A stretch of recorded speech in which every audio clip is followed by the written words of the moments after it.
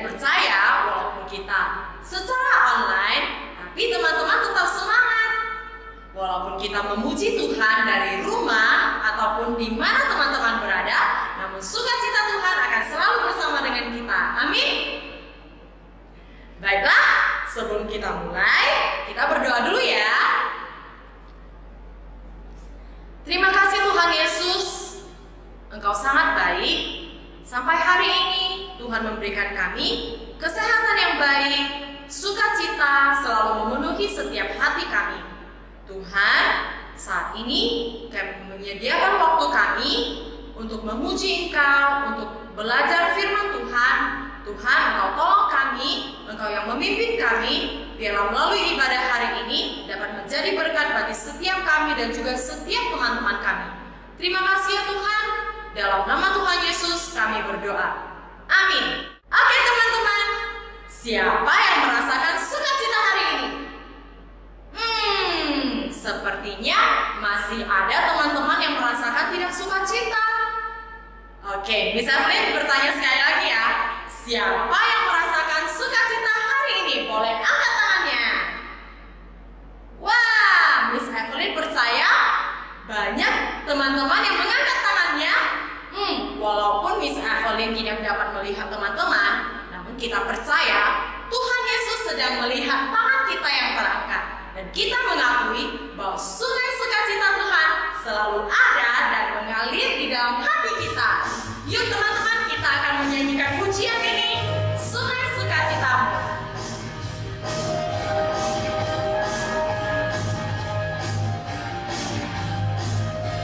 Kita semuanya bangkit berdiri ya. Sungai sukacitamu mengalir dalamku. Oh yes. Alur sukacitamu melimpah dalamku. Ku menari dan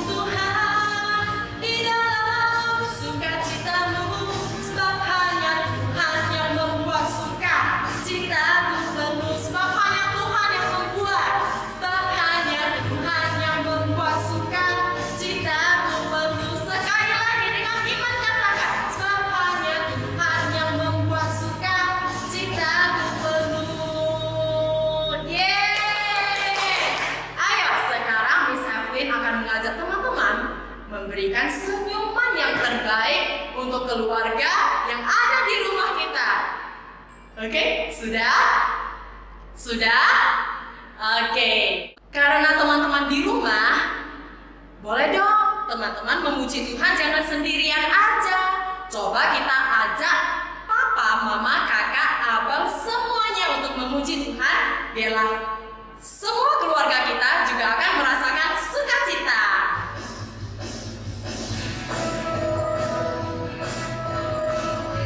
Oke, papa mamanya sudah, kakak abangnya sudah, adiknya sudah.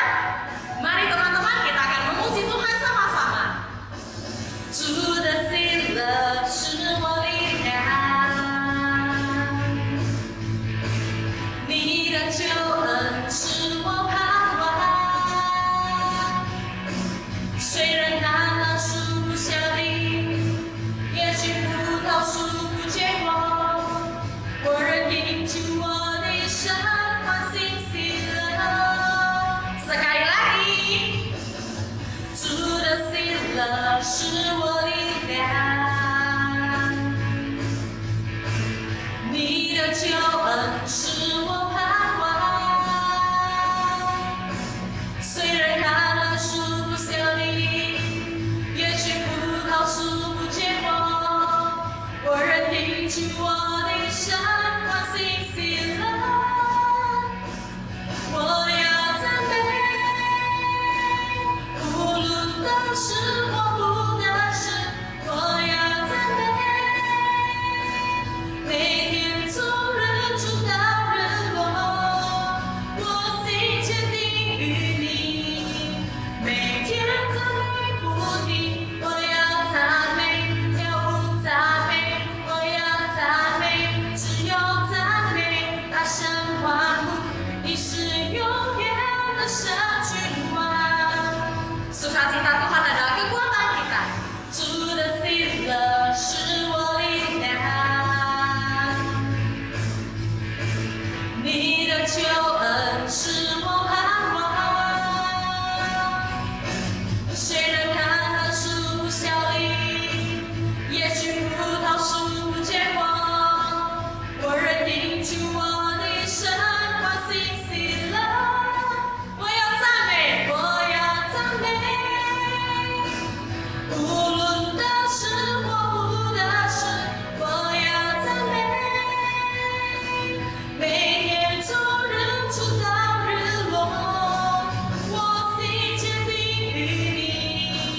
每天赞美不停，我要赞美，跳舞赞美，我要赞美，只有赞美，大声欢呼，你是永远的神君王。我要赞美他，我要赞美，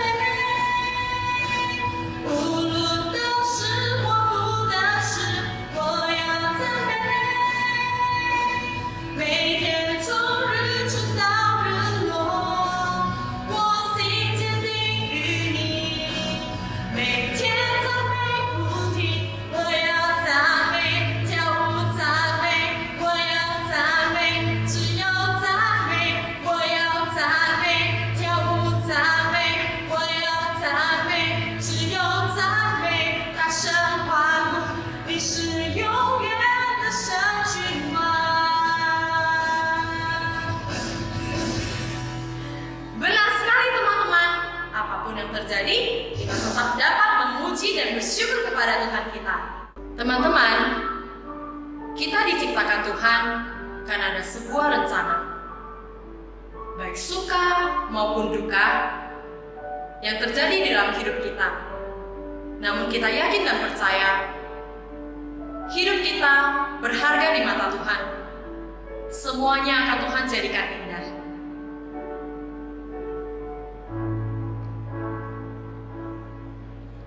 Hidupmu berharga bagi Allah. Tiada yang tak berkenan di hadapannya. Dia ciptakan kau surut gambarnya. Sungguh terlalu indah kau bagi dia. Dia berikan kasih-Nya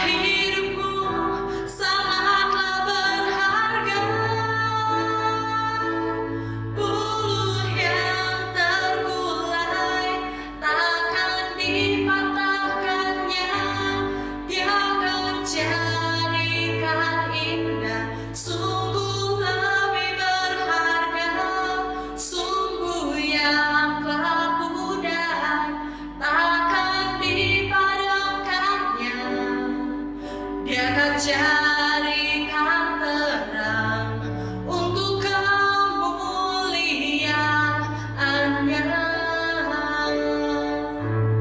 Bulu yang terkulai takkan dipatahkannya, Dia akan jadikan indah, sungguh lebih berharga. Sumbu yang telah pudar takkan dipadamkannya, Dia akan jadikan terang untuk kemuliaan-Nya. Dia akan jadikan terang, Dia akan jadikan terang untuk kemuliaan-Nya.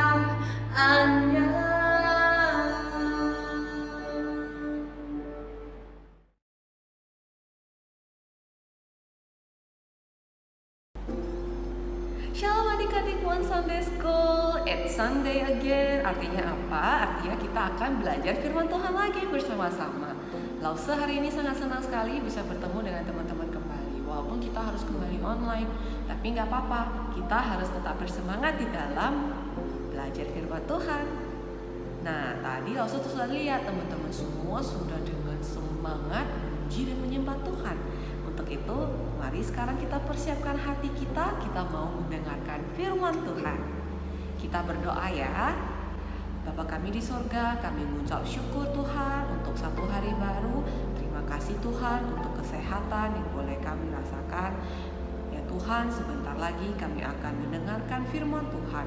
Kiranya Tuhan pakai telinga kami agar kami boleh mendengar, dan juga kiranya Roh Kudus ya Tuhan boleh membantu setiap kami di dalam mengerti apa maksud Tuhan kepada kami.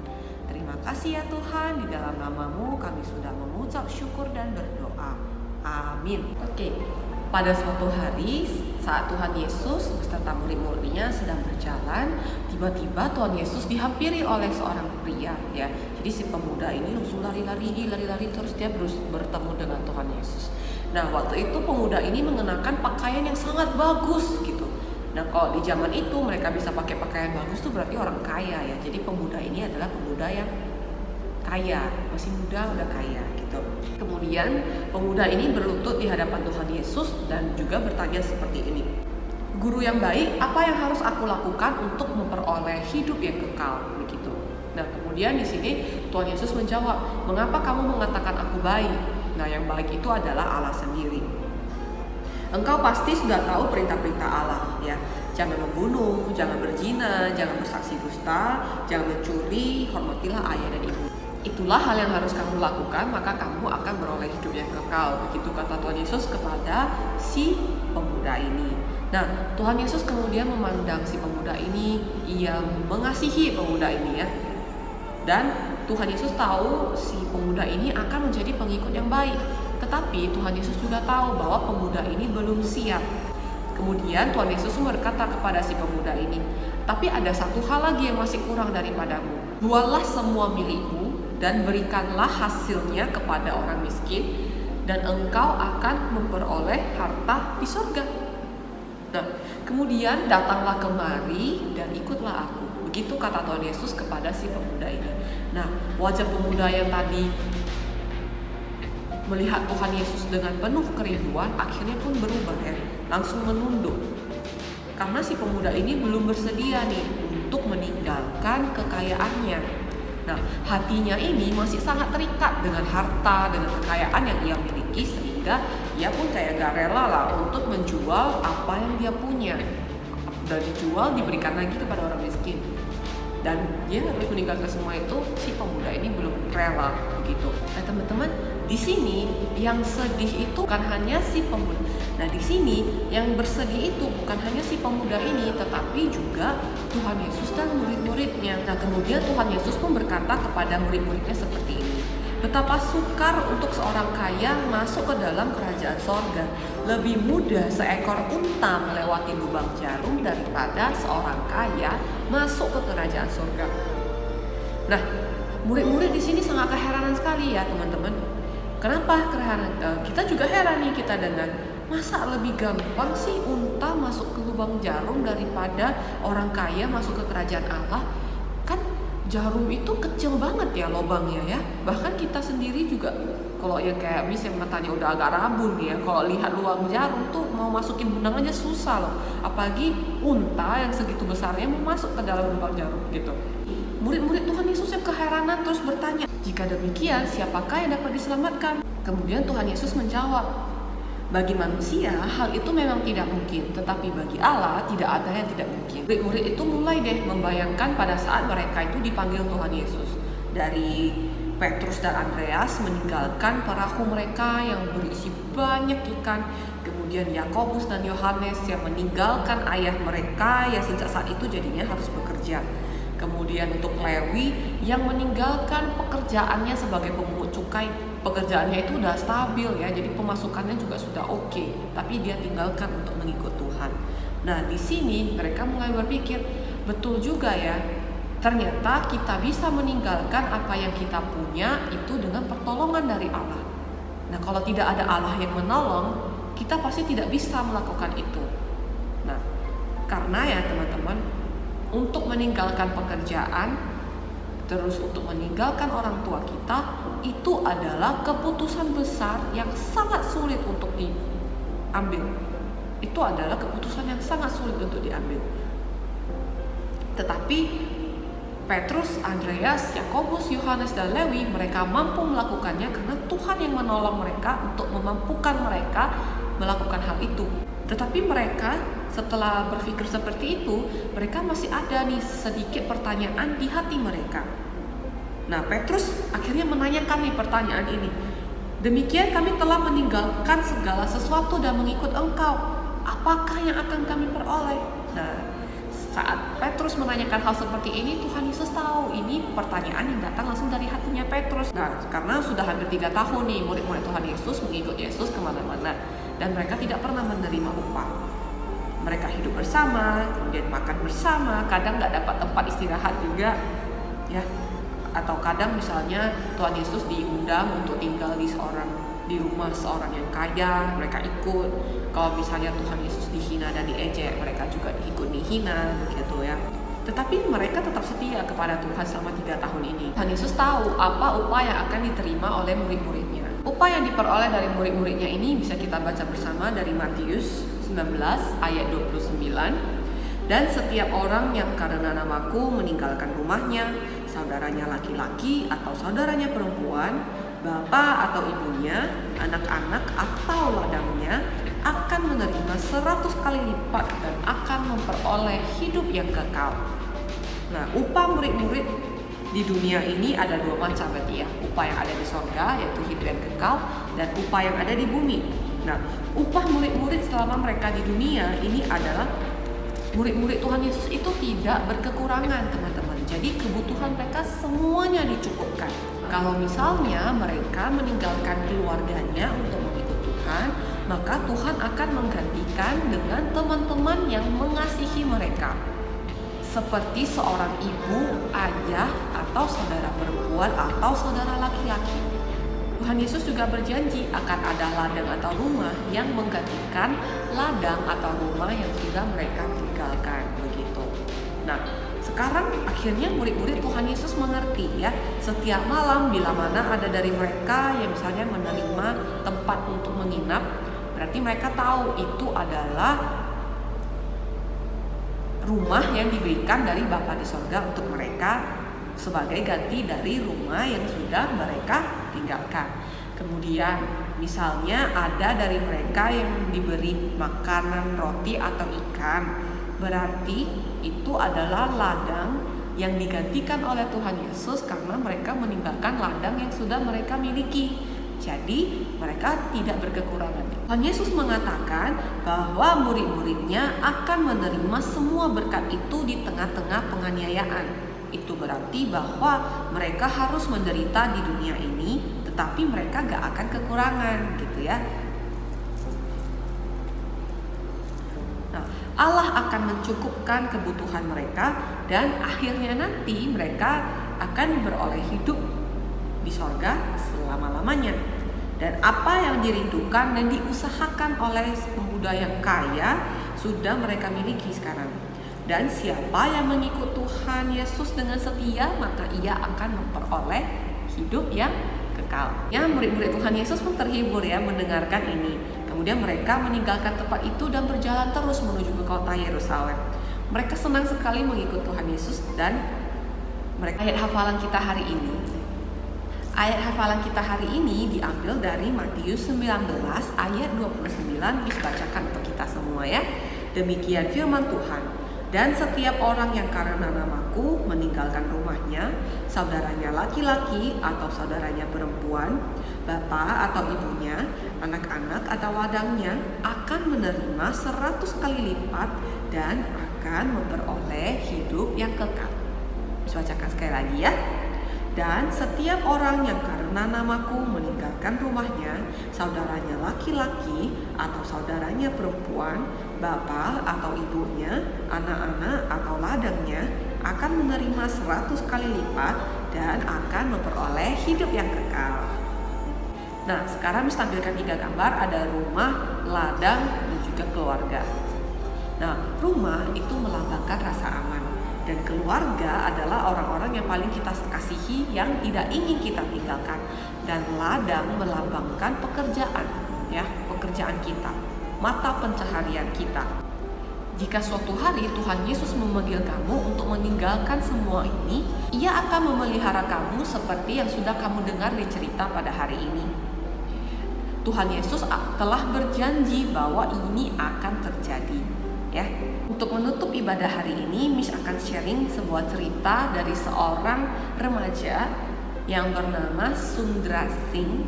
Remaja ini berasal dari India.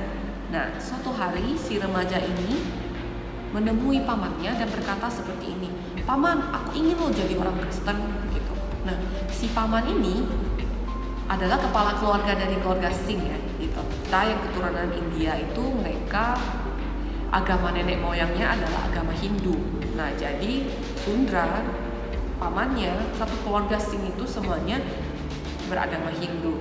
Nah, setelah mendengarkan keponakannya bilang, si Sundra ini bilang, "Saya ingin jadi orang Kristen saja."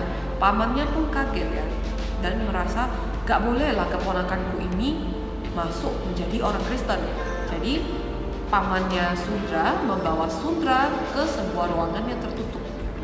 Di ruangan itu ada sebuah peti, dan ketika peti itu dibuka, Paman Singh memperlihatkan banyak sekali mata uang dan juga perhiasan di dalamnya.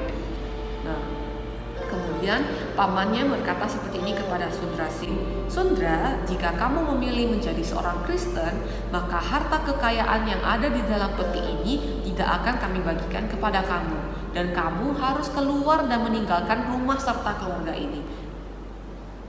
Mendengar hal itu dan melihat betapa banyaknya uang perhiasan yang ada di hadapannya, tapi tidak membuat Sundra menjadi tergoda untuk berpaling dari apa yang sudah ingin Sundra lakukan.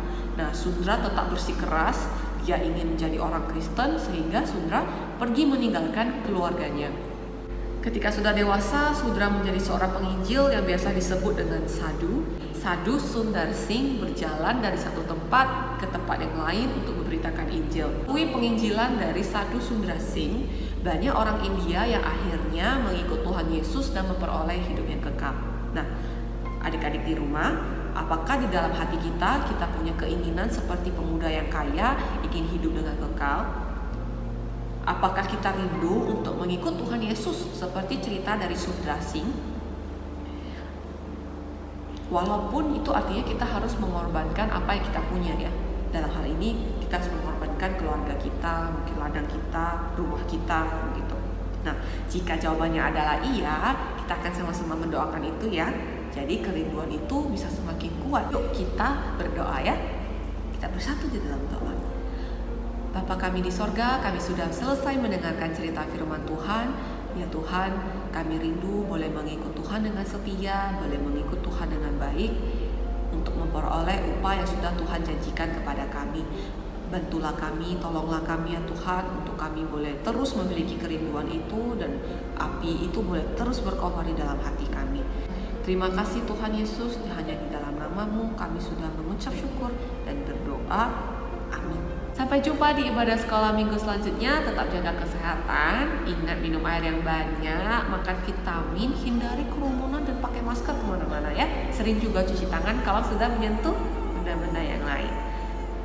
Oke, sampai jumpa di pertemuan selanjutnya. God bless you. Bye-bye. One way, Jesus, you're the only one that I could live for. One way, Jesus, you're the only one that I could live for. You're the only